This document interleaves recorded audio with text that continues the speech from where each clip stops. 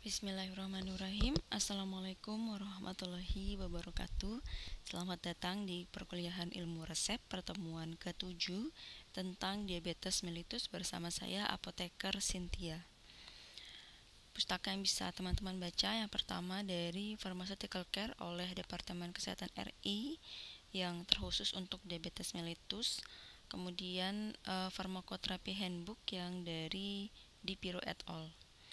Outline yang akan kita bahas ada 3. Yang pertama review tentang DM, kemudian analisa resep pasien DM, dan pharmaceutical care pasien DM. Yang pertama kita bahas adalah review diabetes mellitus. Diabetes mellitus atau kita singkat nanti dengan DM didefinisikan sebagai suatu penyakit atau gangguan metabolisme kronis dengan multi etiologi yang ditandai dengan tingginya kadar gula darah disertai dengan gangguan metabolisme karbohidrat, lipid, dan protein sebagai akibat insufisiensi fungsi dari insulin. Insufisiensi fungsi insulin dapat disebabkan oleh gangguan atau defisiensi produksi insulin oleh sel-sel beta Langerhans, kelenjar pankreas, atau disebabkan oleh kurang responsifnya sel-sel tubuh terhadap insulin. Kemudian klasifikasi DM ada 2. Yang pertama adalah Insulin Dependent Diabetes Mellitus atau IDDM, disebut juga dengan diabetes mellitus tipe 1.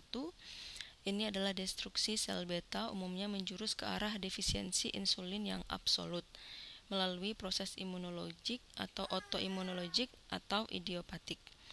Yang kedua adalah Non-Insulin Dependent Diabetes Mellitus atau NIDDM yang disebut juga dengan diabetes mellitus tipe 2. Penyebabnya ini bervariasi mulai yang predominan resistensi insulin disertai defisiensi insulin relatif sampai yang predominan gangguan sekresi insulin bersama resistensi insulin. Ini adalah perbandingan DM tipe 1 dan DM tipe 2. DM tipe 1 mula munculnya itu adalah umumnya pada masa anak-anak dan remaja, walaupun ada juga yang munculnya itu pada masa dewasa kurang dari 40 tahun.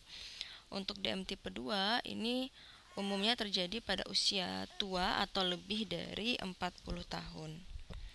Kemudian keadaan klinis saat didiagnosis itu pada DM1 umumnya kondisinya sudah berat, sedangkan pada DM tipe 2 itu umumnya kondisinya itu masih dalam keadaan yang ringan. Kadar insulin darah pada DM tipe 1 rendah bahkan sampai tidak ada sama sekali. Kemudian pada yang DM tipe 2 insulinnya itu masih cukup tinggi atau dalam keadaan yang normal. Kemudian berat badan pada DM tipe 1 biasanya kurus, kalau DM tipe 2 biasanya gemuk atau normal. Kemudian pengelolaan yang disarankan untuk DM tipe 1 itu adalah terapi insulin karena memang dari definisinya saja mereka sudah tidak dapat ya memproduksi insulin dan juga kadar insulinnya itu biasa rendah atau bahkan tidak ada sama sekali, maka terapinya itu adalah terapi insulin, kemudian melakukan diet dan olahraga. Untuk DM tipe 2 itu adalah diet, olahraga, dan diberikan OHO atau obat hipoglikemik oral, atau terkadang ada juga DM2 yang diberikan insulin. Faktor risiko dari DM adalah yang pertama riwayat keluarga atau riwayat penyakit. Itu bisa yang pertama diabetes dalam keluarga atau diabetes gestasional atau diabetes saat kehamilan ya. Itu ditandai dengan melahirkan bayi dengan berat badan lebih dari 4 kg ya. Jadi kalau misalkan ada ibu-ibu yang melahirkan bayi dengan berat badan lebih dari 4 kg, maka nantinya dia akan beresiko mengalami diabetes ya. Lebih besar resikonya untuk mengalami diabetes untuk kedepannya. Kemudian ada kista ovarium atau mengalami PCOS atau polycystic ovary syndrome. Kemudian IFG atau impaired fasting glucose atau IGT atau impaired glucose tolerance. Biasanya juga faktor risikonya adalah pasien dengan obesitas atau lebih dari 120% berat badan ideal. Kemudian umurnya pada umur 20 sampai 59 tahun itu 8,7%, lebih dari 65 tahun itu 18%. Kemudian faktor risiko lainnya adalah etnik atau ras. Kemudian pasiennya mengalami hipertensi lebih dari 140 per 90 mmHg. Kemudian faktor risiko lainnya adalah hiperlipidemia, di mana kadar HDL-nya rendah, kurang dari 35 mg per dl, dan kadar lipid darahnya itu tinggi, yaitu lebih dari 250 mg per dl ya. Jadi perlu diingat mana yang kolesterol baik dan mana yang kolesterol yang jahat ya. Kemudian faktor-faktor lain seperti kurang berolahraga dan pola makan yang rendah serat. Tanda dan gejala DM untuk pasien DM yang tipe 1 ini sering memiliki gejala yang dalam beberapa hari atau minggu sebelum didiagnosis. Gejala awal yang paling umum adalah poliuri, yaitu urinasi berlebihan dan sering. Kemudian yang kedua polidipsia atau rasa haus yang berlebihan dan resisten. Kemudian yang ketiga adalah polifagi, yaitu rasa lapar dan ingin makan yang berlebihan. Kemudian ditandai juga dengan penurunan berat badan ya, atau tiba-tiba dari gemuk menjadi kurus gitu. Kemudian kelelahan dan kelesuan. Selain itu iritabilitas dan pruritus atau gatal-gatal pada kulit. Individu sering kurus dan rentan untuk mengembangkan DKA tanpa adanya suplai insulin yang memadai, atau diabetes ketoasidosis nih ya. Banyak pasien awalnya datang dengan DKA. Onset gejala dapat dipicu oleh infeksi, trauma, atau stres psikologis. Untuk DM tipe 2 umumnya tidak menunjukkan gejala atau hanya mengalami kelelahan ringan pada saat didiagnosis. Banyak pasien secara kebetulan ditemukan menderita DM tipe 2 setelah pemeriksaan laboratorium rutin, misalnya glukosa plasma atau A1C-nya. Untuk perkembangan komplikasi misalnya ternyata sudah infark miokard dan stroke. Karena hiperglikemia ringan dapat terjadi selama bertahun-tahun sebelum diagnosis, komplikasi mikrovaskular dan makrovaskular sering muncul pada saat didiagnosis pada DM tipe 2. Kebanyakan pasien kelebihan berat badan atau obesitas dengan rasio pinggangnya atau pinggulnya yang tinggi. Penderita DM tipe 2 umumnya lebih mudah terkena infeksi, sukar sembuh dari luka ya, atau yang terburuknya bisa sampai gangren. Daya penglihatan semakin buruk dan umumnya penderita hipertensi, hiperlipid, obesitas dan juga komplikasi pada pembuluh darah dan syaraf. Diagnosis dari DM tipe 2 itu bisa kita lihat dari kadar glukosa plasma puasa atau GPP maupun G2PP atau glukosa plasma 2 jam setelah makan. Normalnya glukosa plasma puasa itu kurang dari 100 mg per dl dan glukosa plasma 2 jam setelah makannya adalah kurang dari 140 mg per dl. Kemudian untuk yang pradiabetes itu glukosa plasma puasanya adalah antara 100 sampai 125 mg per dl. Kemudian untuk IFG atau IGT itu glukosa plasma 2 jam setelah puasanya itu antara 140 sampai 199 mg per dl.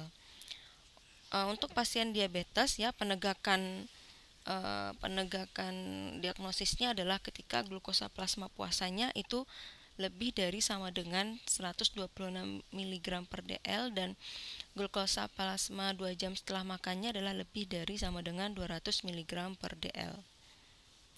Apabila ada keluhan khas, kemudian hasil pemeriksaan kadar glukosa darah sewaktunya lebih dari sama dengan 200 mg per dl, ini sudah cukup untuk menegakkan diagnosis dari DM. Hasil pemeriksaan kadar glukosa darah puasa lebih dari 126 mg per dl juga dapat digunakan sebagai patokan diagnosis dari DM. Selanjutnya, komplikasi pada DM ini terjadi pada saat diabetes yang tidak terkontrol dengan baik dapat menimbulkan komplikasi akut dan kronis. Ada hipoglikemia, hiperglikemia, komplikasi mikrovaskular dan makrovaskular. Yang pertama, hipoglikemia. Ini sindrom hipoglikemi ditandai dengan gejala klinis penderita merasa pusing, lemas, gemetar, pandangan berkunang-kunang, pitam atau pandangan menjadi gelap, keluar keringat dingin, detak jantung meningkat sampai hilang kesadaran. Ini persis ketika misalnya kalian sedang berpuasa ya, sering mengalami hipoglikemia ya, kurang lebih hipoglikemia seperti itu ya, seperti kalian ketika saat berpuasa. Apabila tidak segera ditolong, ini bisa terjadi kerusakan otak bahkan akhirnya sampai kematian. Pada hipoglikemi, kadar glukosa plasma penderita kurang dari 50 mg per dl, walaupun ada orang-orang tertentu yang sudah menunjukkan gejala hipoglikemi pada kadar glukosa plasma di atas 50 mg per dl. Kadar glukosa darah yang terlalu rendah ini menyebabkan sel-sel otak tidak dapat pasokan energi sehingga tidak dapat berfungsi bahkan dapat rusak. Yang kedua, hiperglikemi. Hiperglikemi adalah keadaan di mana kadar gula darah melonjak secara tiba-tiba. Keadaan ini dapat disebabkan antara lain oleh stres, infeksi, dan konsumsi obat-obatan tertentu. Ya, ini merupakan pertanda dari adanya diabetes mellitus ya, hiperglikemia ini. Hiperglikemia ditandai dengan poliuri, polidipsia, polifagia, kelelahan yang parah atau fatigue, dan pandangan kabur.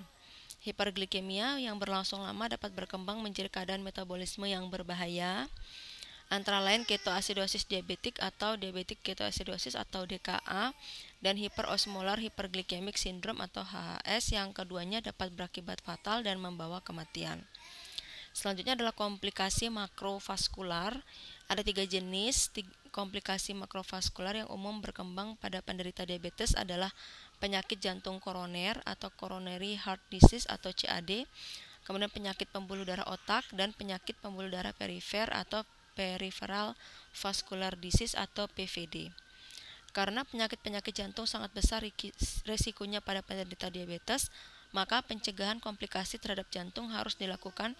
Ini sangat penting untuk dilakukan, termasuk pengendalian tekanan darah, kadar kolesterol, dan lipid darah. Penderita diabetes sebaiknya selalu menjaga tekanan darahnya tidak lebih dari 130/80 mmHg. Untuk itu, penderita harus dengan sadar mengatur gaya hidupnya, termasuk mengupayakan berat badan ideal, diet dengan gizi seimbang, berolahraga secara teratur, tidak merokok, mengurangi stres, dan lain sebagainya. Untuk yang terakhir, komplikasi mikrovaskular. Ini hiperglikemia yang persisten dan pembentukan protein yang terglikasi termasuk HbA1c menyebabkan dinding pembuluh darah menjadi makin lemah dan rapuh dan terjadi penyumbatan pada pembuluh-pembuluh darah kecil. Hal inilah yang mendorong timbulnya komplikasi mikrovaskular seperti retinopati, nefropati, dan neuropati. Retinopati ini adalah kerusakan pembuluh darah pada jaringan di belakang mata atau retina. Sedangkan nefropati adalah penyakit atau gangguan ginjal yang disebabkan oleh rusaknya pembuluh darah atau unit-unit ginjal yang bekerja membersihkan darah. Kemudian neuropati adalah gangguan pada sistem syaraf, pusat, dan atau perifer. Ada 3 jenis neuropati, yaitu neuropati perifer, neuropati otonom atau mononeuropati, dan yang paling umum adalah neuropati perifer. Satu-satunya cara yang signifikan untuk mencegah atau memperlambat jalan perkembangan komplikasi mikrovaskular adalah dengan pengendalian kadar gula darah yang ketat. Kemudian kita lanjutkan ke terapi DM. Penata laksanaan diabetes mempunyai tujuan akhir untuk menurunkan morbiditas atau angka kesakitan dan mortalitas atau angka kematian pada DM, yang secara spesifik ditujukan untuk mencapai 2 target utama, yaitu yang pertama, menjaga agar kadar glukosa plasma berada dalam kisaran normal. Yang kedua, mencegah atau meminimalkan kemungkinan terjadinya komplikasi diabetes. Apabila penata laksanaan terapi tanpa obat, yaitu dengan cara pengaturan diet dan olahraga, belum berhasil mengendalikan kadar glukosa darah penderita, maka perlu dilakukan langkah berikutnya berupa penata laksanaan terapi obat, baik dalam bentuk terapi obat hipoglikemik oral, terapi insulin, maupun kombinasi dari keduanya. Nah, ini adalah parameternya ya, kadar glukosa darah puasa yang idealnya yang diharapkan antara 80 sampai 120 mg per dl, glukosa plasma puasanya antara 90 sampai 130 mg per dl. kadar glukosa darah saat tidur yaitu 100 sampai 140 mg per dl. Kadar glukosa plasma saat tidur adalah 110 sampai 150 mg per dl. Kadar insulinnya kurang dari 7%, kadar HbA1c-nya kurang dari 7 mg per dl, kadar kolesterol HDL-nya lebih dari 45 mg per dl pada pria dan lebih dari 55 mg per dl pada wanita. Kadar trigliseridnya kurang dari 200 mg per dl dan tekanan darahnya kurang dari 130 per 80 mmHg. Terapi DM yang pertama kita bahas terapi insulin. Ini merupakan satu keharusan bagi penderita DM tipe 1. Pada DM tipe 1, sel-sel beta Langerhans kelenjar pankreas penderita rusak sehingga tidak lagi dapat memproduksi insulin. Sebagai gantinya, maka penderita DM tipe 1 harus mendapat insulin eksogen atau dari luar untuk membantu agar metabolisme karbohidrat di dalam tubuhnya dapat berjalan dengan normal. Walaupun sebagian besar penderita DM tipe 2 tidak memerlukan terapi insulin, namun hampir 30% ternyata memerlukan terapi insulin di samping terapi hipoglikemik oral. Efek kerja insulin yang sudah sangat dikenal adalah membantu transport glukosa darah dari darah ke dalam sel. Kekurangan insulin menyebabkan glukosa darah tidak dapat atau terhambat masuk ke dalam sel. Akibatnya glukosa darah akan meningkat dan sebaliknya sel-sel tubuh kekurangan bahan sumber energi sehingga tidak dapat memproduksi energi sebagaimana seharusnya ya. Makanya pada penderita DM itu biasanya akan mengalami rasa kelelahan. Penyuntikan insulin, kecuali dinyatakan lain, penyuntikan dilakukan subkutan atau di bawah kulit. Selain dalam bentuk obat suntik, saat ini juga tersedia insulin dalam bentuk pompa atau insulin pump atau jet injector, sebuah alat yang akan menyemprotkan larutan insulin ke dalam kulit. Untuk mengurangi terjadinya iritasi lokal pada daerah penyuntikan yang sering terjadi bila insulin ingin disuntikkan, maka dianjurkan untuk mengguling-gulingkan dulu alat suntiknya di antara telapak tangan ya, misalnya ketika sudah diambil dari dalam kulkas gitu ya, dihangatkan dulu dengan mengguling-gulingkan di antara telapak tangan atau menempatkan botol insulin pada suhu kamar sebelum disuntikkan. Jadi jangan disuntikkan dalam keadaan dingin. Dan area penyuntikannya juga dirubah-rubah ya. Misalnya jangan di tempat yang sama penyuntikannya. Nah, kemudian ini adalah lokasi penyuntikan insulin yang disarankan ya. Yang paling cepat efeknya itu adalah bila disuntikkan pada perut, kemudian bagian belakang perut ya. Untuk yang kecepatannya sedang itu disuntikkan pada lengan. Untuk yang lambat ya, yang kerjanya lambat itu atau penyerapannya lambat itu bila disuntikkan pada paha maupun pada bokong. Ketika disuntikkan itu karena subkutan ya, jadi biasanya kulitnya itu dicubit dulu sedikit baru terus disuntikkan insulinnya. Golongan sediaan insulin berdasarkan mula dan masa kerjanya dibagi menjadi 4. Ada yang masa kerja singkat atau short acting insulin, disebut juga insulin reguler. Mula kerjanya singkat ya, 0,5 jam, puncaknya 1-4 jam, masa kerjanya 6-8 jam. Untuk insulin masa kerja sedang, mula kerjanya 1-2 jam, puncaknya 6-12 jam dan masa kerjanya 18-24 jam. Kemudian masa kerja yang golongan yang ketiga, masa kerjanya sedang tapi mula kerjanya cepat, yaitu mula kerjanya 0,5 jam, puncaknya 4-15 jam dan masa kerjanya 18-24 jam. Golongan terakhir yaitu insulin masa kerja panjang, mula kerjanya 4-6 jam, puncaknya 14-20 jam dan masa kerjanya 24-36 jam. Ini akan mempengaruhi durasi atau frekuensi dari insulin yang akan disuntikkan ya. Ada yang 1 kali sehari pada yang masa kerja panjang atau sehari beberapa kali untuk yang masa kerjanya singkat maupun yang sedang. Insulin harus disimpan sesuai dengan anjuran produsen obat yang bersangkutan. Ada insulin yang harus disimpan di lemari es pada temperatur 2-8 derajat Celcius. Ada juga insulin yang disimpan pada suhu kamar dengan penyejuk 15-20 derajat Celcius bila seluruh isi vial akan digunakan dalam 1 bulan. Ada pula yang bisa disimpan dalam suhu kamar ya. Nanti silahkan dibaca lagi pada masing-masing sediaannya. Penfill dan pen disposable berbeda masa simpannya. Penfill reguler dapat disimpan pada temperatur kamar selama 30 hari sesudah tutupnya ditusuk.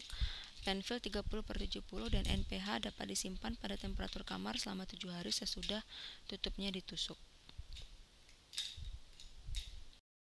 Terapi DM yang selanjutnya itu adalah yang kedua adalah terapi obat hipoglikemik oral atau kita singkat dengan OHO. Ini berdasarkan mekanisme kerjanya, obat-obatan hipoglikemik oral dapat dibagi menjadi 3 golongan, yaitu yang pertama obat-obatan yang meningkatkan sekresi insulin, contohnya adalah golongan sulfonylurea dan glinit, yaitu meglitinid dan turunan fenilalanin. Yang kedua adalah golongan sensitizer insulin atau obat-obatan yang dapat meningkatkan sensitivitas sel terhadap insulin, yaitu biguanid dan thiazolidinedione, yang dapat membantu tubuh untuk memanfaatkan insulin secara lebih efektif. Kemudian yang ketiga adalah inhibitor katabolisme karbohidrat, yaitu inhibitor alfa-glukosidase yang bekerja menghambat absorpsi glukosa dan umum digunakan untuk mengendalikan hiperglikemi postprandial atau post-meal hiperglikemi atau disebut juga dengan starch blocker. Nah, ini penggolongan obat hipoglikemik oral ya, ada sulfonylurea, contohnya gliburida atau glibenclamid, glipizid, glikazid, glimepirid, dan glikuidon. Ini mekanisme kerjanya merangsang sekresi insulin di kelenjar pankreas sehingga hanya efektif pada penderita diabetes yang sel beta pankreasnya masih berfungsi dengan baik. Golongan yang kedua, meglitinid, contohnya repaglinid. Ini mekanisme kerjanya merangsang sekresi insulin di kelenjar pankreas. Kemudian golongan yang ketiga, turunan fenilalanin, contohnya nateglinid. Ini meningkatkan kecepatan sintesis insulin oleh pankreas. Golongan keempat, biguanid, contohnya metformin. Ini bekerja langsung pada hati atau hepar, menurunkan produksi glukosa hati, tidak merangsang sekresi insulin oleh kelenjar pankreas. Golongan yang kelima, thiazolidinedione, contohnya rosiglitazone dan troglitazone dan pioglitazone. Ini meningkatkan kepekaan tubuh terhadap insulin, berikatan dengan PPAR, peroxisom proliferator activated receptor gamma di otot, jaringan lemak, dan hati untuk menurunkan resistensi insulin. Golongan terakhir, inhibitor alfa-glukosidase, contohnya akarbose dan miglitazol. Ini menghambat kerja enzim-enzim pencernaan yang mencerna karbohidrat sehingga memperlambat absorpsi glukosa ke dalam darah. Terapi yang ketiga adalah terapi kombinasi. Pada keadaan tertentu diperlukan terapi kombinasi dari beberapa OHO atau OHO dengan insulin. Kombinasi yang umum adalah golongan sulfonylurea dengan biguanid. Sulfonylurea akan mengawali dengan merangsang sekresi pankreas yang memberikan kesempatan untuk senyawa biguanid bekerja efektif. Kedua golongan obat hipoglikemik oral ini memiliki efek terhadap sensitivitas reseptor insulin, sehingga kombinasi keduanya mempunyai efek yang saling menunjang. Bila OHO diberikan bersama obat lain, pikirkan kemungkinan adanya interaksi obat, contohnya terutama efek hipoglikemiknya ya. Lakukan analisa resep pasien DM. Ini contoh resepnya. Ini resep dari Puskesmas dari Dr. D, spesialis penyakit dalam. Ada resipe Levemir Flex Pen nomor 4, kemudian ada needle insulin atau jarum insulin nomor 5. Ini digunakannya 1 kali sehari 10 unit. Kemudian resep yang kedua adalah metformin 500 mg sebanyak 60 tablet. Ini digunakan 3 kali sehari 1 tablet ya. Ini pasiennya untuk inisialnya S, umur 55 tahun.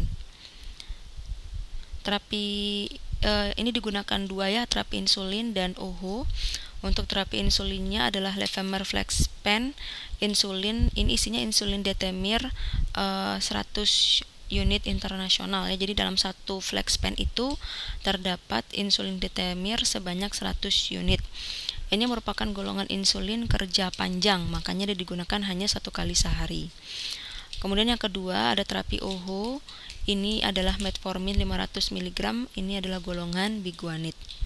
Screening resep, kita lakukan screening administrasi, kita lihat kelengkapan resepnya ya. Ini sudah ada para dokternya ya, dan kurang lebih sudah lengkap, tinggal kita mintakan nanti berat badan dari pasiennya. Kemudian screening farmaseutis, karena ini bukan racikan jadi tidak ada masalah. Screening klinisnya nanti perlu kita tahu ini khasiat dari masing-masing obat, sudah jelas ya untuk mengatasi diabetes mellitus. Kemudian nanti kita lihat apakah ada efek samping yang mungkin terjadi dan interaksi antara kedua obat ini ya, atau screening klinisnya nanti kita lihat DRP-nya atau drug related problemnya. Analisa resepnya yang pertama subjektif, SOAP ya. Yang pertama subjektif, kita lihat identitas pasiennya. Kalau di situ perlu kita tambahkan berat badan pasien ya. Kemudian keluhan utamanya yaitu diabetes, anamnesa terpimpin, dan keluhan lainnya silahkan nanti bisa kalian tanyakan saat kalian menerima resep dari pasiennya atau saat bisa tanya ke dokternya. Objektifnya pemeriksaan fisik, tanda vital, pemeriksaan penunjang laboratorium, ini juga bisa ditanyakan kepada pasiennya. Kemudian atau kita lihat dari catatan rekam medisnya.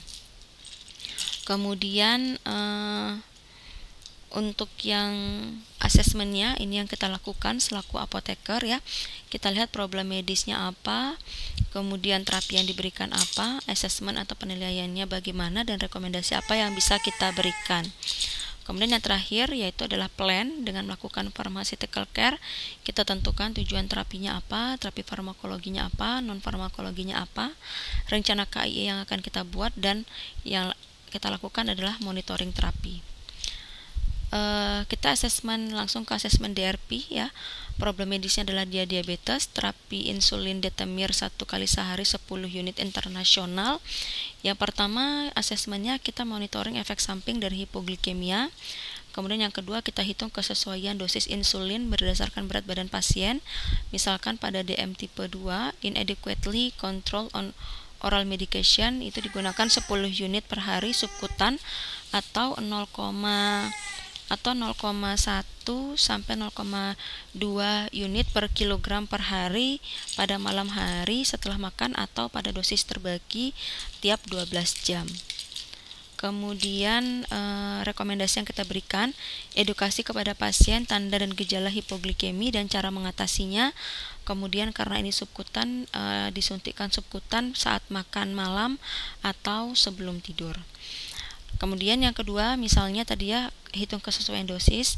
Misal BB pasien adalah 60 kg, maka dosis insulin detemirnya adalah 0,1 sampai 0,2 unit per kilogram berat badan dikali dengan 60 kg berat badannya. Hasilnya adalah 6 sampai 12 unit. Ini sudah sesuai. Dan berdasarkan dari ini diambil dari Medscape ya. Ini sudah tepat, diawali dengan 10 unit per hari untuk subkutan. Nah, misalnya kita mau lihat ada nggak interaksi obatnya, bisa kita menggunakan Medscape ya. Ketikan insulin dan metformin, di sini ditemukan bahwa metformin dan insulin detemir ini secara bersama-sama bisa meningkatkan efek dari hipoglikeminya ya. Kemudian dengan mekanisme sinergis dari farmakodinamiknya, gunakan dengan perhatian ya.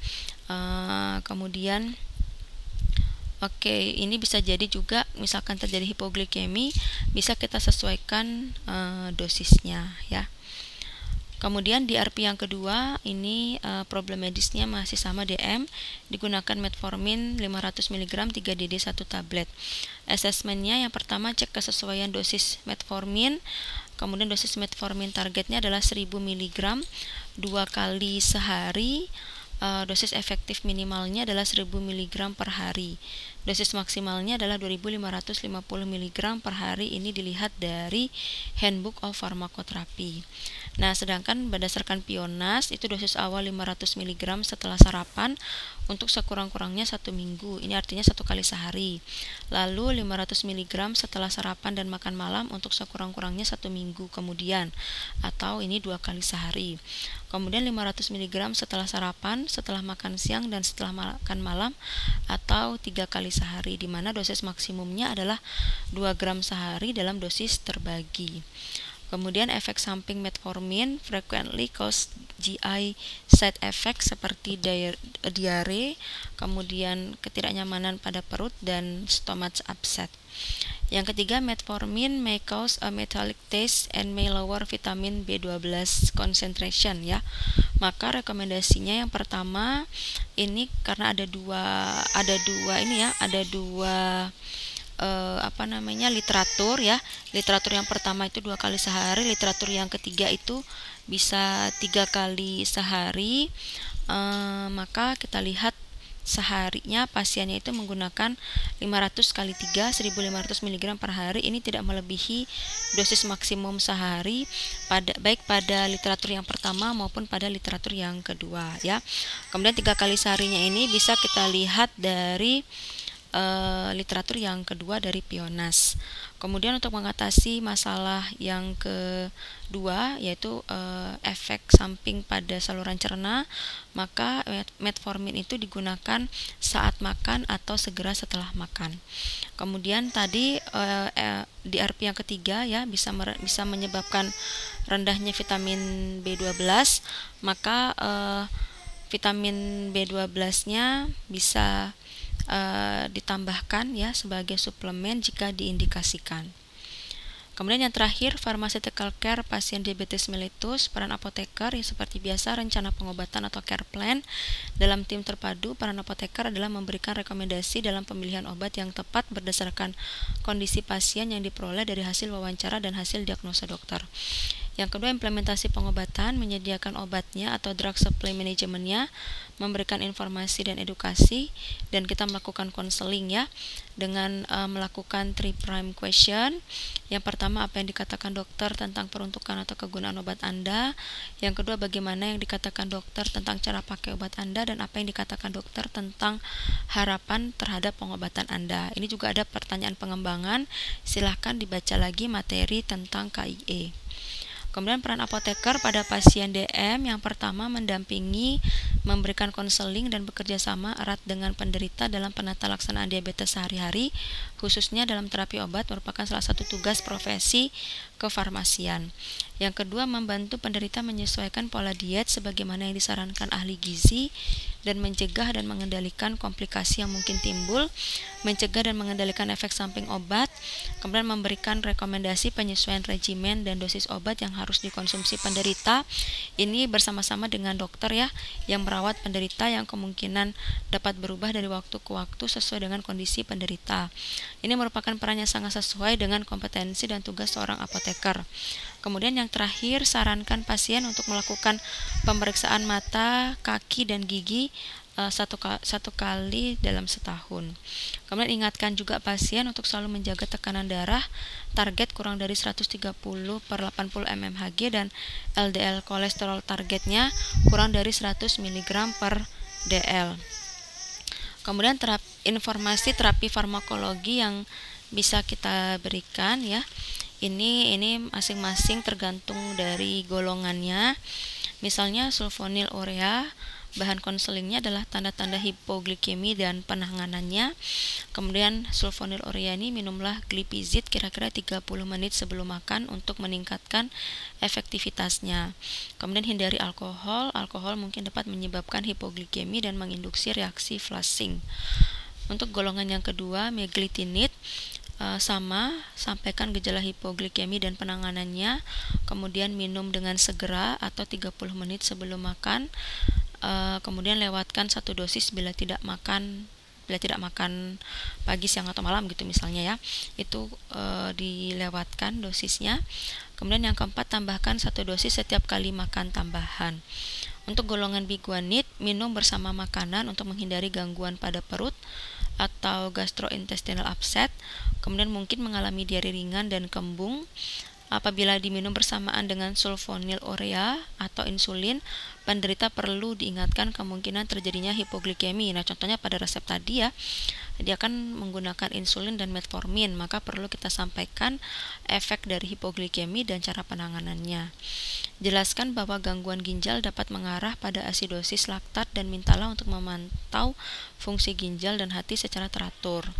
Kemudian laporkan gejala asidosis laktat, misalnya kejang atau nyeri otot, hiperventilasi dan kelelahan yang tidak wajar dan kelemahan dan sebagainya.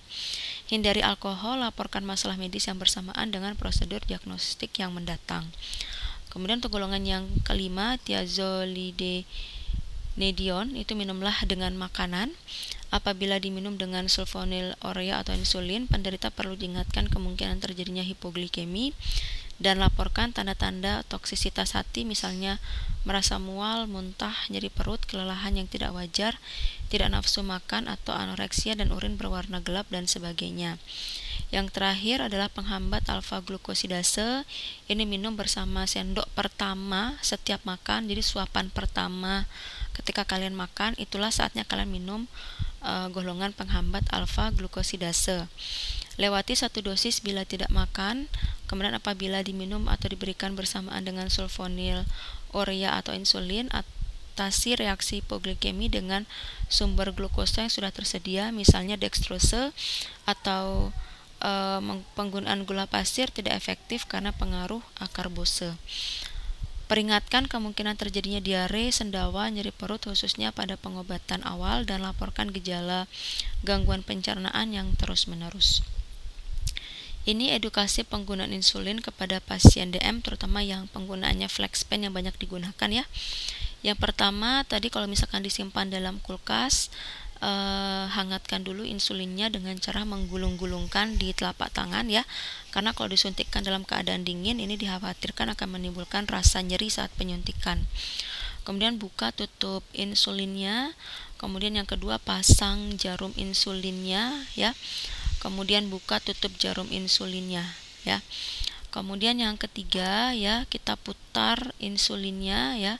Kita coba dulu ya, kemudian kita tekan untuk memastikan tidak ada sumbatan pada jarumnya ya. Kemudian langkah yang keempat, kita putar ya insulinnya sampai menunjukkan dosis yang dibutuhkan. Misalnya 10 unit, maka ini menunjukkan angka 10. Kemudian yang kelima, misalnya kita mau yang fast speed disuntikkan di perut ya. Kemudian kita swab dengan alkohol ya, supaya meminimalisir infeksi. Kemudian yang keenam, arahkan jempol kita pada ujung pen yang untuk menekan jarumnya. Kemudian kita cubit bagian yang akan disuntikkan ya. Kemudian kita masukkan jarum ke bagian yang udah kita cubit tadi. Kemudian tekan pennya sampai nanti obatnya pennya itu muter lagi ke arah 0. Artinya misalnya tadi 10 unit, maka 10 unitnya itu sudah masuk ke dalam area penyuntikan kita. Kemudian jarum suntiknya tadi dibuka, dibuang ke tempat sampah ya. Hati-hati jangan sampai terkontaminasi oleh orang lain. Kemudian insulin pennya ditutup kembali dan disimpan lagi sesuai dengan suhu penyimpanannya. Kemudian informasi terapi non-farmakologi yang bisa kita sampaikan ada 2. Yang pertama adalah pengaturan diet. Diet yang baik merupakan kunci keberhasilan penata laksanaan diabetes. Diet yang dianjurkan adalah makanan dengan komposisi yang seimbang dalam karbohidrat, protein, dan lemak sesuai dengan kecukupan gizi baik sebagai berikut. Di mana karbohidratnya 60-70%, pilih karbohidrat dengan indeks glikemik yang rendah. Yang kedua, protein 10-15% komposisinya. Ini bisa bersumber dari ikan, ayam, terutama daging bagian dada karena rendah lemak ya, sedikit lemaknya. Kemudian tahu dan tempe karena tidak banyak mengandung lemak. Untuk lemak sendiri porsinya 20-25%. Kolesterolnya jangan melebihi 300 mg per hari. Sumber lemak diupayakan berasal dari bahan nabati yang mengandung lebih banyak asam lemak tak jenuh dibandingkan dengan asam lemak jenuh. Penurunan berat badan telah dibuktikan dapat mengurangi resistensi insulin dan memperbaiki respon sel-sel beta terhadap stimulus glukosa. Dalam salah satu penelitian dilaporkan bahwa penurunan 5% berat badan dapat mengurangi kadar HbA1c sebanyak 0,6%. Ini HbA1c ini adalah salah satu parameter status DM selain glukosa darah ya. Dan setiap kilogram penurunan berat badan dihubungkan dengan 3-4 bulan tambahan waktu harapan hidup. Kemudian terapi non-farmakologi yang kedua adalah olahraga. Berolahraga secara teratur dapat menurunkan dan menjaga kadar gula darah tetap dalam keadaan normal. Prinsipnya tidak perlu olahraga yang berat, pilih olahraga ringan asal dilakukan secara teratur dan sesuaikan dengan kemampuan dan kondisi penderita. Ini akan sangat bagus pengaruhnya bagi kesehatan. Contohnya misalnya jalan atau lari pagi atau jogging, bersepeda, berenang, dan lain sebagainya. Ini sekali lagi disesuaikan dengan kemampuan dan kondisi dari penderitanya. Olahraga aerobik ini paling tidak dilakukan selama 30-40 menit per hari, didahului dengan 5-10 menit pemanasan dan diakhiri dengan pendinginan antara 5-10 menit. Olahraga akan memperbanyak jumlah dan meningkatkan aktivitas reseptor insulin dalam tubuh dan menjaga untuk meningkatkan tujuannya adalah untuk meningkatkan penggunaan glukosa ya bila jumlah dan aktivitas insulinnya meningkat. Baik, terima kasih banyak atas perhatiannya. Jika ada pertanyaan silahkan tulis di Google Classroom. Terima kasih banyak. Wassalamualaikum warahmatullahi wabarakatuh.